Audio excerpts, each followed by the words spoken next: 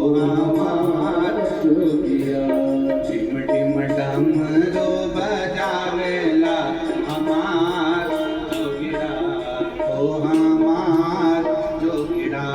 Tim Tim डमरू बजावेला हमार जोगिया, ओ हमार जोगिया। बड़े भाव से दोनों हाथों से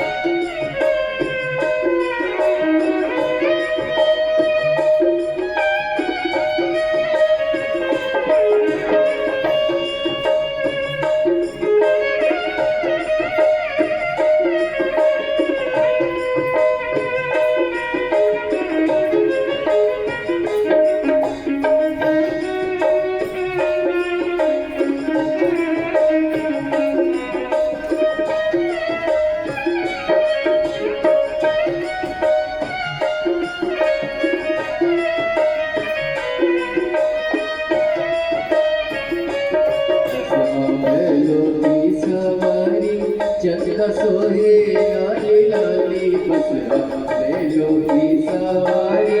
चंदा सोहे लाली लाली बसरा बैलो की सवारी। चंदा सोहे लाली लाली बसरा बैलो की सवारी। चंदा सोहे लाली लाली धार गंगा के बहावेला हमार जोगिया, ओ हमार जोगिया। धार गंगा के बहावेला हमार जोगिया, ओ हमार जोगिया। टिम टिम डमरू बजावेला हमार जोगिया, ओ हमार जोगिया। टिम टिम डमरू बजावेला हमार जोगिया, ओ हमार जोगिया।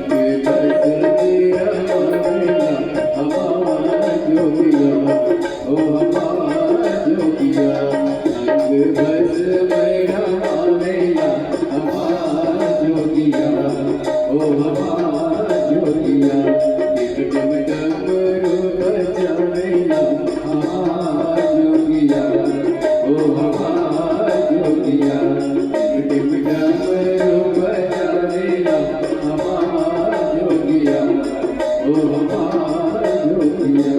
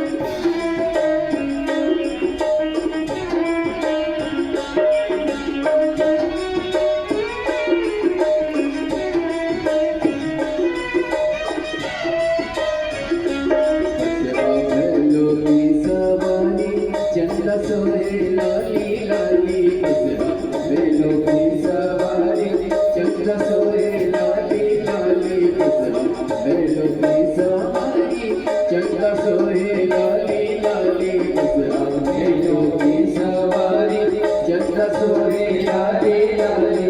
तारी गंगा की बहावेला हमारा जोगिया, ओ हमारा जोगिया।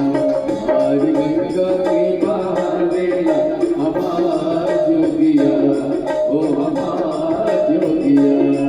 डिम डमरू बजावेला हमारा जोगिया, ओ हमारा जोगिया। डिम डिम डमरू बजावेला हमारा जोगिया, ओ हमारा जोगिया। डिम डिम डमरू बजावेला ओ हमारा जोगिया। डिम डिम डमरू बजावेला हमारा जोगिया, ओ हमारा जोगिया। डिम डिम डमरू बजावेला ओ हमारा जोगिया। डमरू बजावेला हमारा जोगिया, ओ हमारा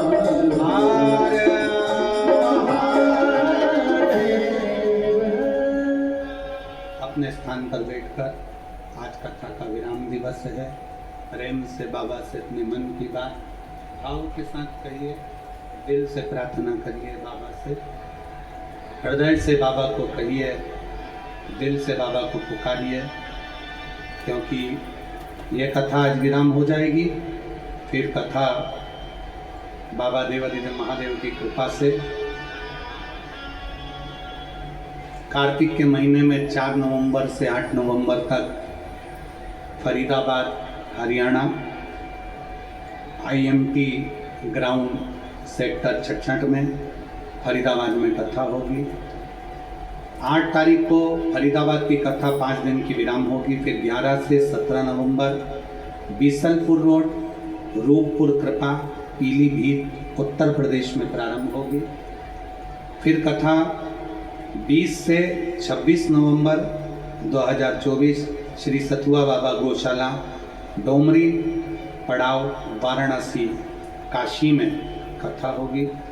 काशी में जो कथा 20 से 26 नवंबर होने जा रही है, जो भी श्रोता भाई बहन उसमें यजमान पद ग्रहण करना चाहते हैं वो सीहोर में संपर्क कर सकते हैं और बड़े प्रेम से कथा का लाभ ले सकते हैं। जीवन का एक आनंद आप और हम शिव महापुराण के माध्यम से श्रवण करें, दिल से बाबा से प्रार्थना करेंगे, सब भाव से बाबा को पुकारेंगे और अपने मन की बात बाबा से कहेंगे।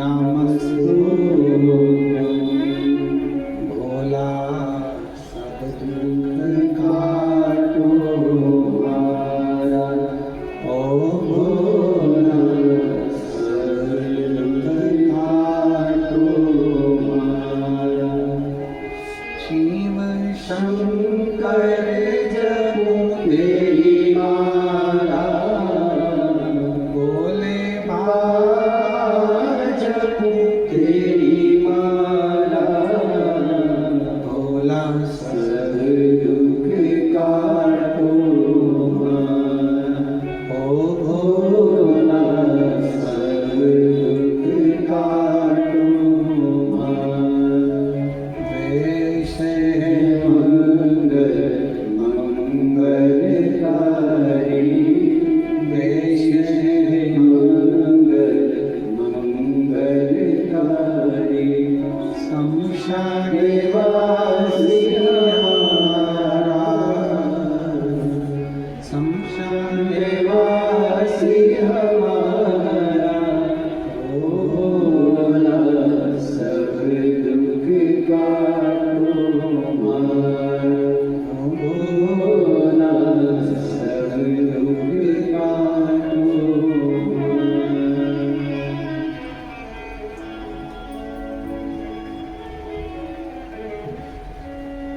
भगवान देवादिदेव महादेव का पावन चरित्र कर रहा है, शिव तत्व कर रहा है।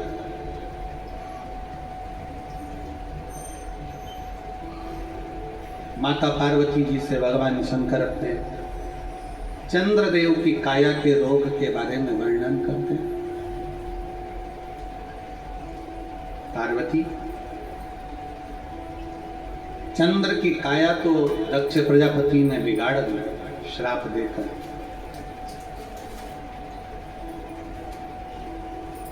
व्यक्ति के कर्म व्यक्ति के जीवन को थोड़ा बिगाड़ दिया। बेकार कर्म किया है, उसका फल में बेकार भोगना। अच्छा कर्म किया है, अच्छा फल भोगना। थोड़ा सा कर्म के अनुसार हमारे को हमारा आने वाला समय हमें भोगना ही पड़ता है। पार्वती, चंद्रदेव ने जो अपनी 26 पत्नियों को जो अपशब्द कहे हैं, जो ताने दिए हैं, जो उनका अपमान करा है, उसके कारण बस उनको ये काया का रोग हुआ। पर सुनो पार्वती, अब आपको लगा होगा, पार्वती जी आपको लग रहा होगा कि शंकर भगवान की काया, फिर भगवान चंद्रदेव की काया फिर शंकर जी ने ठीक क्यों करी? किसने काया क्यों ठीक? ऐसा कौन सा पुण्य चंद्रदेव का आ गया था कि फिर काया का रोग ठीक हो गया? जब दक्ष प्रजापति ने श्राप दिया है कि जिंदगी भर तुम्हारी काया ठीक नहीं होगी, तो वो काया ठीक फिर कैसे हो? अब जरा विचार करिएगा, जब लगा कि ये काया ठीक नहीं हो सकती, तो फिर काया ठीक कैसे हो सकती है? जब इतना बड़ा रोग हो गया, तकलीफ आ गई, बीमारी पड़ गई, फिर वो कैसे ठीक हो सकता है? कैसे? एक पत्र है,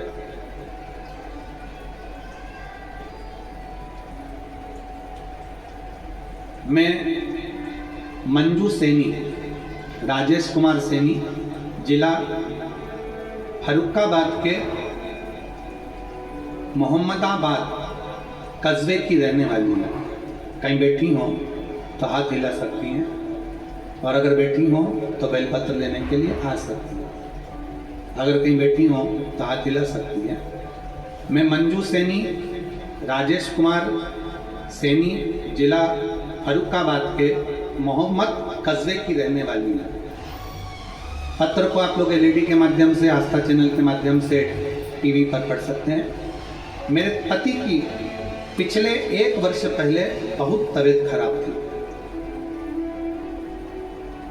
हर जगह पर बड़े शहर में उनकी जांच कराई, पर उनकी रिपोर्ट में कुछ ना निकल रहा था। पर उन्हें उपकारियों के कारणवश तकलीफें हो रही थी। लेकिन जब से मैंने कथा पर टीवी पर मोबाइल के माध्यम से सुनी, आपके बताए उपाय को किया, पशुपतिनाथ का व्रत किया, फिर 2-3 बार फिर से उनका चेकअप कराया तो पता चला कि उनकी दोनों किडनियां खराब हो गई। दोनों किडनियों ने काम करना बंद कर दिया, दोनों किडनियां खराब हो गई। कानपुर कुलवंती हॉस्पिटल में डॉक्टर ने तुरंत उनको एडमिट कर लिया और डायलिसिस के लिए आईसीयू में भर्ती कर दिया। ना कोई उनसे मिला और ना कोई उनको देख पा रहा था। फिर मैंने अपने बड़े बेटे को कहा कि वो सियोर वाला महाराज कहता है कि कुबरेश्वर धाम का कंकर और कुबरेश्वर धाम का रुद्राक्ष दोनों मूल है। रुद्राक्ष को तांबे के कलश में गलाकर शिव को जल चढ़ाकर अगर वो पानी को पिलाया जाए तो बड़ी से बड़ी बीमारी ठीक होती है, ये मैंने सुना है। तब मैंने अपने बड़े बेटे को रुद्राक्ष लेने के लिए सीहोर भेज दिया और अपने पति को जल चढ़ाकर शिव जी को चढ़ाकर वो पानी देना प्रारंभ करा। और डॉक्टर उस पानी को पीने नहीं देते थे, मैं उनके शरीर पर लगाकर आ जाती थी। गुरुदेव 3 दिन तक मैंने लगातार वो पानी शरीर पर लगाया तो पति को आईसीयू से तो बाहर कर दिया। आईसीयू से बाहर करने के बाद डॉक्टर ने कह दिया इनको 1 हफ्ते में 2 बार डायलिसिस देना पड़ेगा और आने वाला समय में इनकी किडनियां दोनों